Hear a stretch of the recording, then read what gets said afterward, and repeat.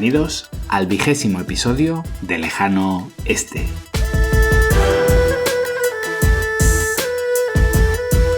Desde el corazón de la Ruta de la Seda, os habla Adrián Díaz, consultor de desarrollo de negocio en Asia.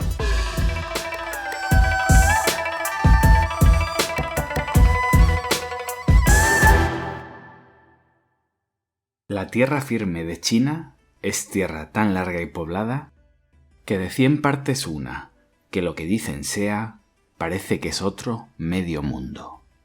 Entiéndese de ellos que admiten de mala gana que entren extranjeros en su tierra, y para esto era de menester más gente, y mejor que la que puede ir de México, porque los nacidos aquí están poco habituados al trabajo, aunque también se entiende que la gente de la China, con tener armas, caballos y artillería, tienen poco más valor que los indios. Esta es una carta de Martín Enríquez de Almansa y Ulloa, virrey de México, a Felipe II. Hubo varios planes para conquistar China en diferentes momentos, con entre 4.000 y 8.000 hombres, según el optimismo del oficial que redactaba la petición. En 1574, Hernando Riquel, desde Manila, sugería que China podía conquistarse, literalmente, con menos de 60 buenos soldados españoles. Estuvo hábil ahí en especificar que fueran buenos.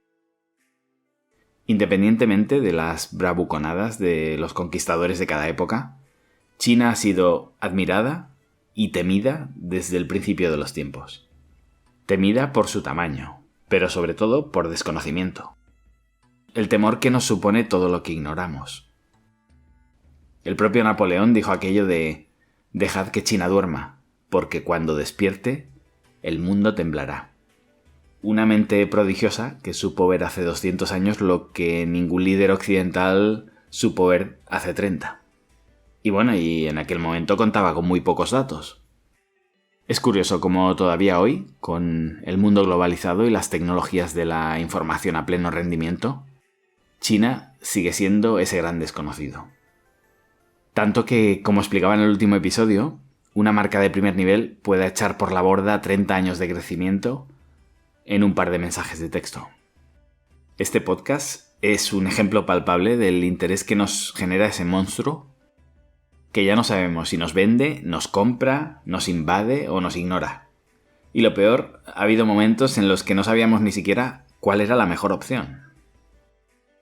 En este episodio vamos a hablar de cómo piensan los chinos. Pero como nos llevaría horas, días o años, un análisis profundo, voy a centrarme en un punto solamente, el pragmatismo chino. Y para no entrar en debates filosóficos, voy a hacerlo de forma muy simple, con ejemplos. Algunos de ellos de mis vivencias personales.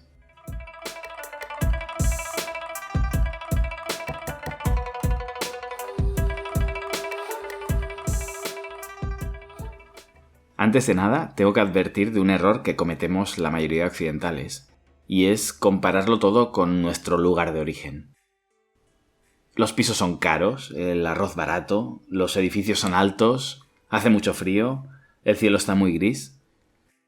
Más allá de las discusiones que tenemos incluso entre nosotros, porque China es muy grande y cada extranjero tiene su propia experiencia, las cosas no son caras o baratas, nuevas o viejas, en función a nuestro lugar de origen. Nuestro país no es el estándar de nada, más allá de que sea el estándar de todo cuando no hemos salido jamás de él.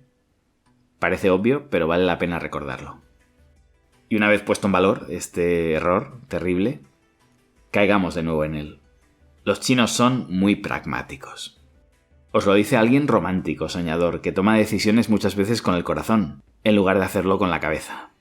Es decir, desde mi estándar, que obviamente no es el estándar mundial, ni lo pretende, me sigue causando muchísimo interés el pragmatismo chino. Voy a empezar contando una anécdota muy personal de mi familia política china.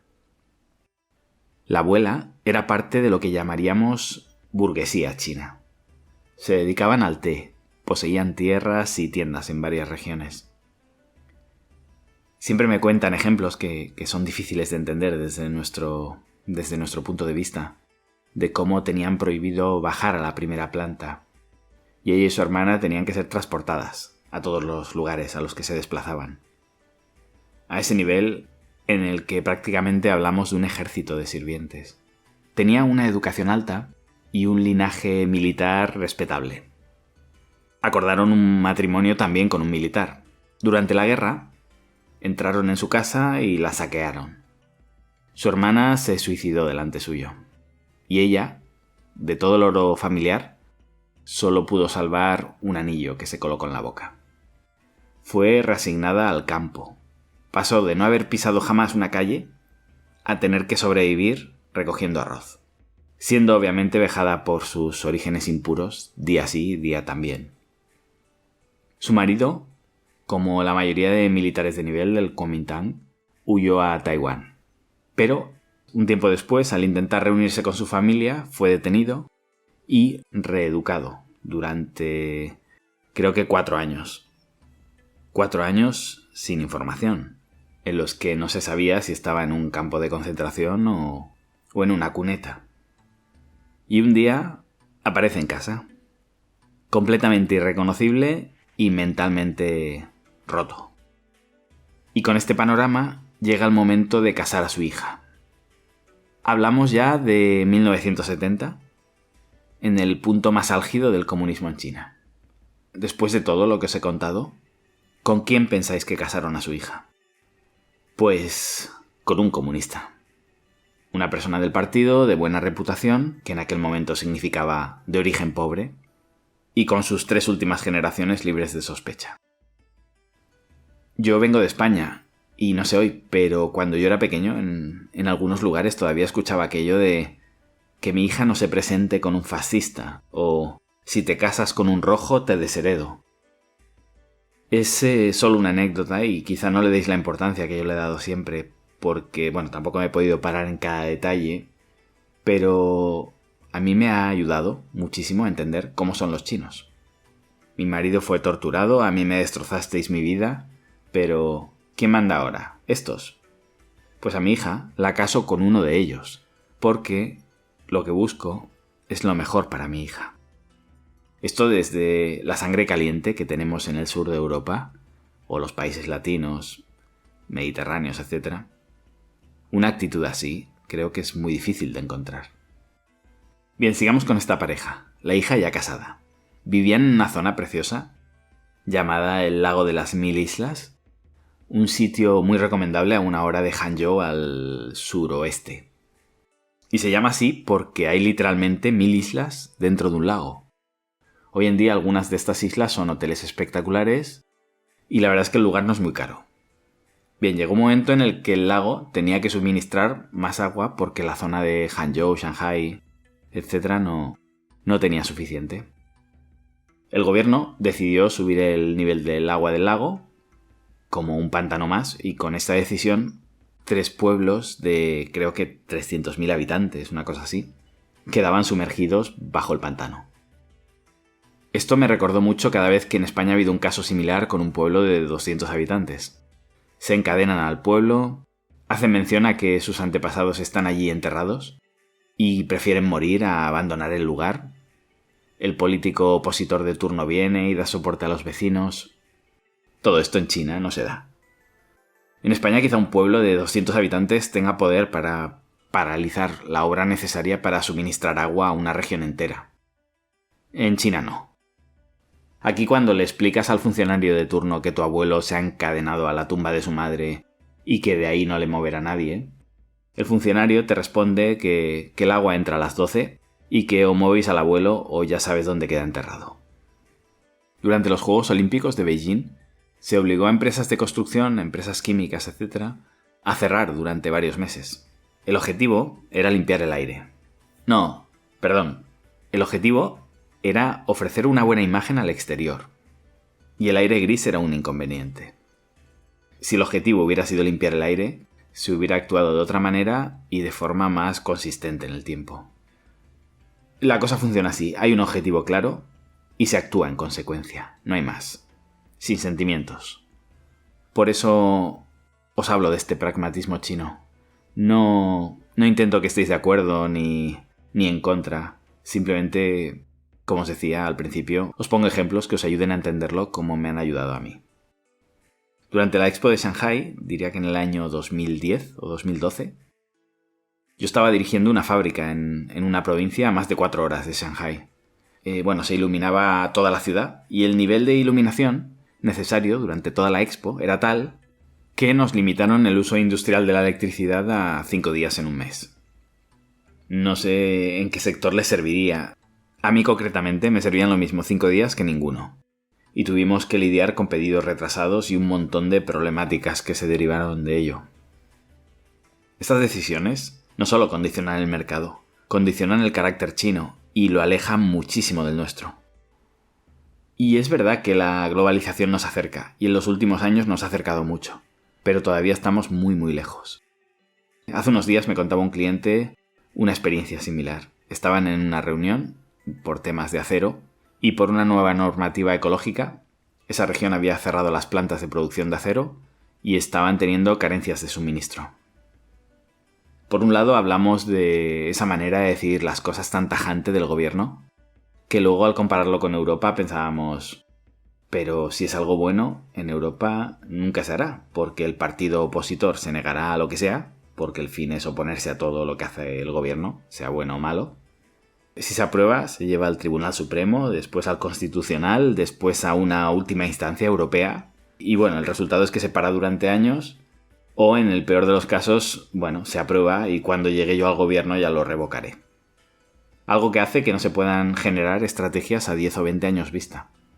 Todo tenga que ser cortoplacista y pensando en las elecciones.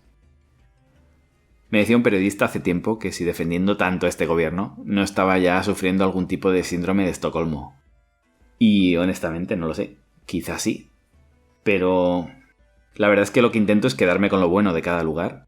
Y esta velocidad con la que se aprueban las cosas aquí y se ponen en marcha tiene obviamente muchos defectos, pero le da a este país una agilidad inigualable. Y pensando que estamos en una época donde los cambios son muy rápidos y cada vez van a ser más y más rápidos, me parece que es un punto muy a favor. Y aunque me salga un poco del tema de hoy, también me gustaría destacar un concepto que aprendí en un debate sobre la política americana, y era sobre las migraciones que están sucediendo entre California, que es uno de los estados con más impuestos de Estados Unidos, y estados vecinos como Arizona o Nevada o Texas, menos castigados por los impuestos. Pues bien, muchos californianos están migrando a otros estados, ya sea simplemente de manera oficial, cambiando su residencia y continuando su vida en California, o realmente moviéndose allí por un tema de impuestos.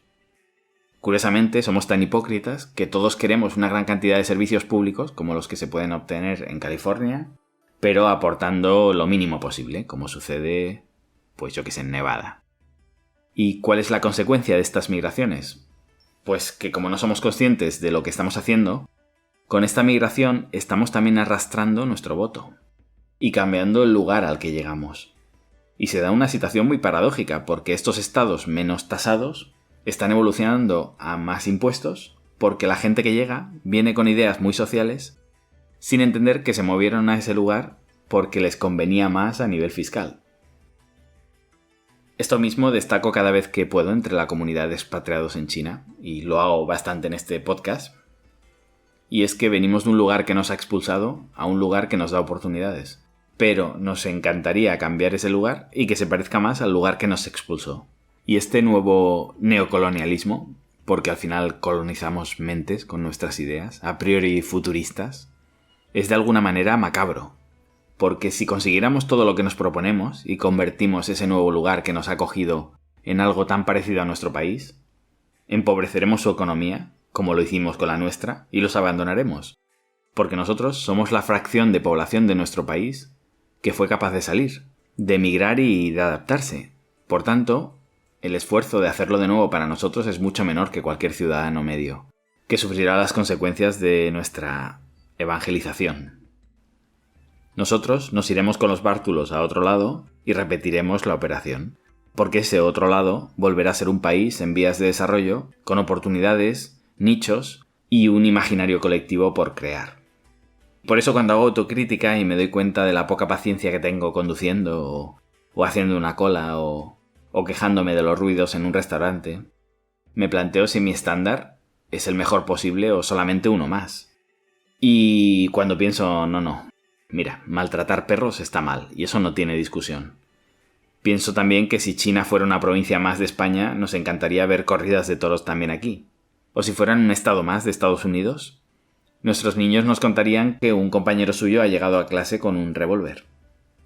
En fin, que no sé hasta qué punto tenemos la verdad absoluta y podemos explicarle al resto del mundo lo que está bien y lo que está mal.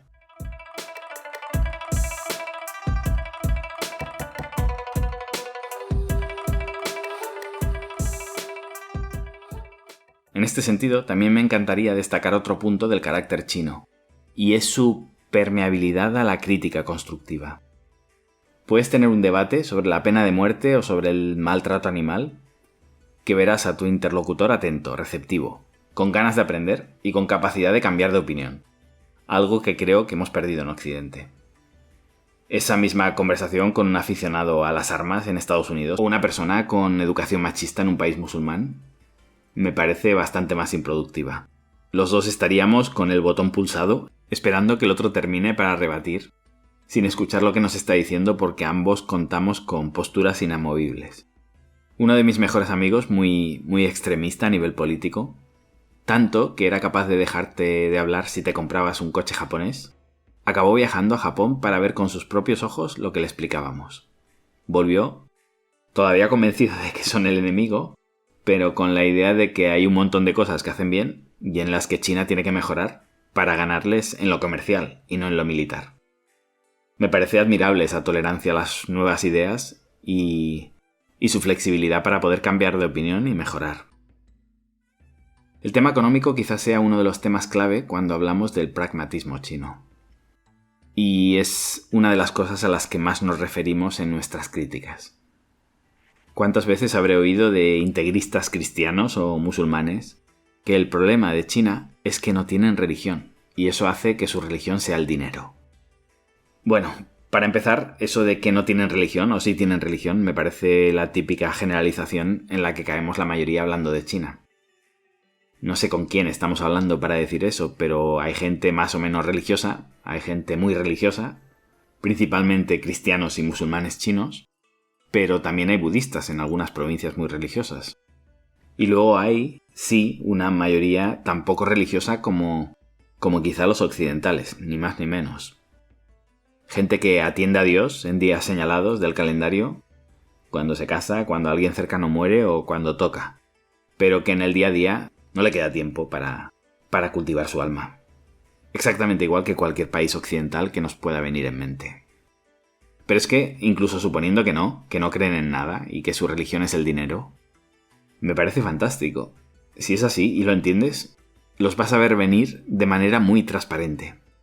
No te van a venir con milongas y mandamientos que no cumplen ni ellos mientras te lo imponen a ti, dobles morales, visitar el prostíbulo el sábado por la noche y asistir a misa el domingo por la mañana. No. Va a ser gente que venga de cara, sabiendo que lo único que le interesa de ti es tu monedero, y que serás su amigo mientras tenga algo que obtener de ti. Pensemos cuántas decepciones nos hubiéramos ahorrado si nos hubiéramos planteado esto mismo desde pequeños en nuestros lugares de origen. Si no somos tan diferentes al final. Quizá con sus virtudes y sus defectos, ellos lo que son es más transparentes. Algo que yo con el paso de los años, ¿qué queréis que os diga? Valoro. Me decía hace poco una compañera que un chino al que le pidió sus datos le contestó: si tienes novio, ¿para qué quieres mi número? Y se quedó muy sorprendida. Llevaba poco tiempo en China y pensaba, bueno, oye, que podemos ser amigos. Pues ojalá todas las personas que conociéramos te dijeran en 5 segundos, sinceramente, yo quiero una amistad profunda y que vayamos a pasear el perro juntos el resto de nuestra vida, o yo quiero sexo salvaje en el lavabo y no volverte a ver en mi vida, o yo quiero hacer negocios contigo porque eres demasiado tonto para tener todo el dinero que tienes y en mis manos le daría un uso mejor. No te lo dicen tan así, pero está mucho más cerca del nivel de transparencia que la actitud civilina que nos caracteriza a nosotros y nos parece más adecuada. Ahora me río y me encanta cuando me vienen a una entrevista y les pregunto cuál es tu objetivo en mi empresa y me responden aprender todo lo que pueda de ti para poder abrir la mía en 1 o 2 años y tener mi propio BMW. Es genial. Tardé en acostumbrarme, pero aprendí tanto. Cuando iba a alquilar apartamentos y el de la inmobiliaria me decía sí, tengo el piso que buscas, pero en este condominio tendrás vecinos negros. En aquel momento me levantaba y me iba indignado. Pero ahora lo miro con perspectiva y pienso, no son racistas tal y como lo entiendo yo, son pragmáticos. Habrán tenido clientes anteriores que se han quejado, de forma, sí, racista, de que había vecinos negros, y ellos te dan toda la información sin filtros para que tú decidas.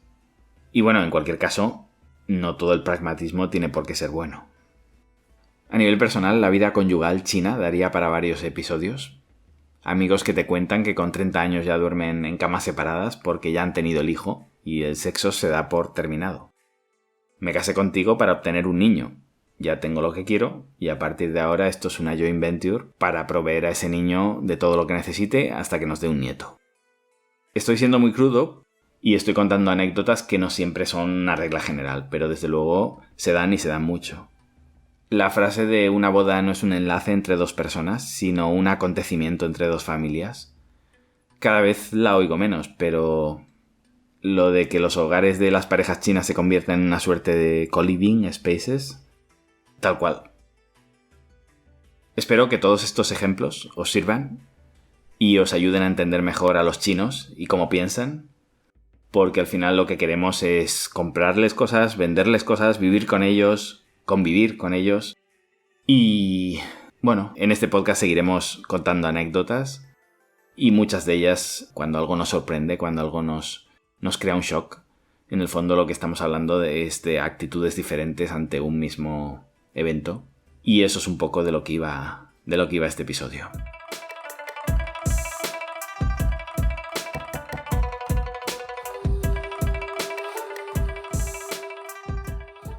Y bueno, hoy hacemos 20 episodios ya.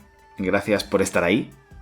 Ha pasado de forma rapidísima, creciendo brutalmente. Ya hay episodios por encima de las 4.000 escuchas. Gracias de verdad a todos los que compartís los links. Sabéis que intento no pedirlo en cada episodio, pero esto no se sostiene sin oyentes. Y la verdad es que está funcionando muy bien. Gracias de nuevo por estar, por esos likes en iTunes y en iVoox, por suscribiros y por vuestro feedback. Y por todas las propuestas que me hacéis. A veces es divertido las discusiones que generamos simplemente en los comentarios de algún episodio en las diferentes plataformas. Es muy interesante porque me ayuda a entender lo que queréis del podcast, lo que pensáis de lo que os voy contando y muchas veces aprendo de experiencias que me contáis que habéis tenido en algún país de Asia. Os dejo hoy con un proverbio chino, como sabéis, siempre relacionado con cada episodio. El agua demasiado pura no tiene peces. Gracias y hasta pronto.